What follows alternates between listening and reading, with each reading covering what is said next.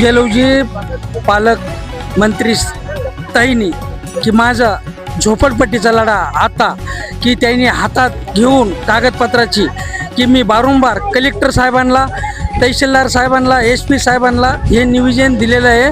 आणि मुंबईमध्ये बी एकनाथ शिंदे साहेबांना पण जेव्हा ते मंत्री होते तेव्हा पण मी दिलेलं आहे तिथे येऊन. आणि इथं मोर्चे काढतोय, आंदोलन देतोय वेळोवेळी ह्यांच्याकडं, पण माझी दखल काय माहीत नाही आहे का घेतात का नाही घेतात हे असे निवेदन पण दिलेले आहेत मी. पण ह्याचं की आमची गोरगरिबाची ज्यांना घरच नाही आहे त्यांचा लढा माझा चालू आहे गोरगरिबांचा.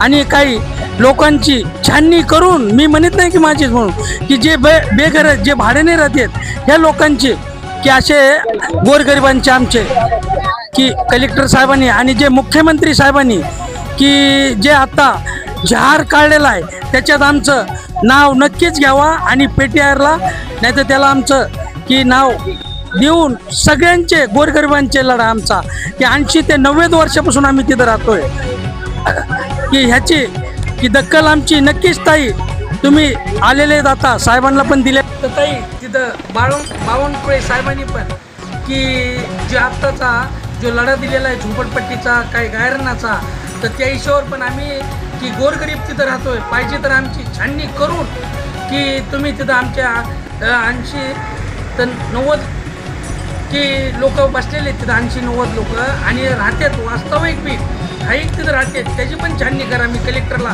बार सांगितलेलं आहे. आणि हे तुम्ही आत्ता जर आलेले आहे बीडमध्ये, उद्या झेंडावंदन आहे तर मी आज रोजी सांगतो उद्या झेंडावंदन आहे.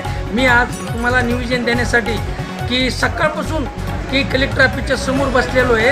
आणि मी की आमची गोरगरिबांची की तुम्ही नक्कीच झोपडपट्टीच्या हिशोबावरची दखल घ्या ताई.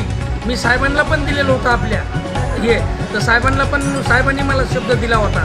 कलेक्टर साहेब बी होते आणि आता कलेक्टर साहेबांची आता एक 15-20 दिवस झालं मी मिटिंग घेतली होती तुम्ही येऊन गेल्याच्या नंतर बी. आणि त्याच्या आधी बी मी बार मी पाठीमागं तुम्हाला सांगितलेलं होतं. आणि आत्ता तुम्हाला मिटिंग घेतलेल्या त्याचं सुद्धा पत्र जोडून देतो आहे पाठीमागं. सगळी छाननी करा ताई.